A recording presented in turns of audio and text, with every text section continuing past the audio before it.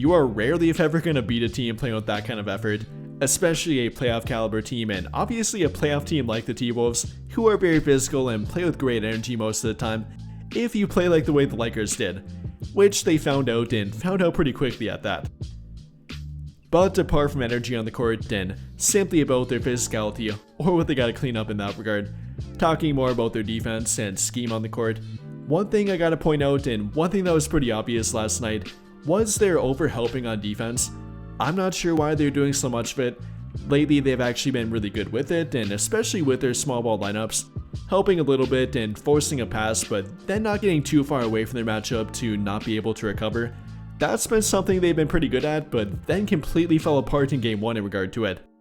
I mean, even guys like Jared Vanderbilt and Dorian Finney-Smith, both of which are great help defenders and great at doing that in particular, were not very good in game 1, leading to Minnesota knocking down 21 3-point shots, again some of which were in transition, but letting guys like Jaden McDaniels go 3 for 3, Julius Randle even go 4 for 6, and go 4 for 9, and a few of those were contested, or then even off the bench like Naz Reid going 6 for 9, many of which were completely wide open.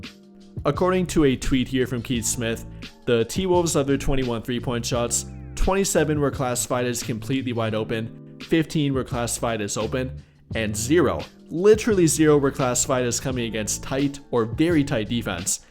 So if that's true, and I would not be shocked about it, that's something the Lakers definitely have to clean up. Not overhelp on defense, not commit to doing that too much, and get back to playing more disciplined defense, helping out a little bit, and especially on guys like Ant, but not get too far away from the 3-point shooters. No, they might not shoot that well again, it's pretty rare, but when you're giving them completely wide open shots, guys like Jaden McDaniels, Ant, Mike Conley, Dante DiVincenzo, and Naz Reid definitely can and will make you pay for it, which I hope they learn their lesson for in game 1. But after that, talking more about their offense here and their offensive game plan, it felt like the only thing they went to and the only thing that worked for them in their offensive game plan was attacking Rudy Gobert with Luka Doncic. I mean, sure, that worked great during the first half and especially during the first quarter, Luka having 16 first quarter points, many of which were either directly on Rudy Gobert, him switching onto Luka Doncic, or simply Rudy Gobert pick and roll plays, which led to Rudy Gobert having a flat 0± rating in the first half,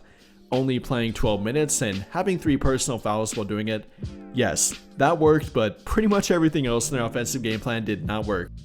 Whether you're talking about Austin Reeves, not really getting him involved and not really attacking the offense with him that well, him shooting 1 for 6 from the field during the first half, 0 for 2 from 3, LeBron not playing that well in the first half, not getting an offensive rhythm, and not really being a big part of their game plan or nothing that really worked with him. Pretty much nothing worked for them apart from Luka Doncic pick and roll plays and trying to attack Rudy Gobert.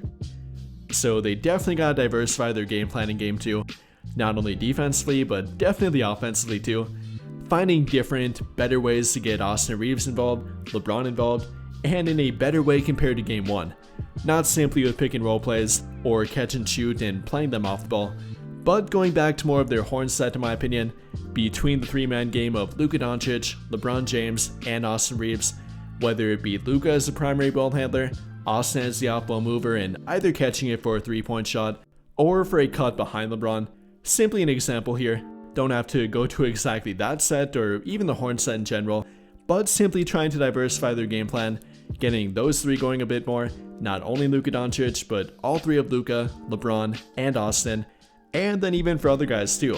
Trying to do different stuff with even Jackson Hayes on the court. I mean, the guy barely played, only 6 minutes, and I feel like there should be more of that. Not simply to match the physicality on the court or height and size on the court, but even incorporating him more within their offense. No, not him isolating or anything, but more Luka Doncic pick and roll. If Gobert is going to continue to switch, which he did show during the first quarter, that might lead to more alley-oops for Jackson Hayes and with better ball movement on the court. Not simply isolation, not simply high pick and roll and then Luka isolation after that point, or driving kick game, trying to diversify their offense a bit more. So I'm definitely hoping to see that in game 2.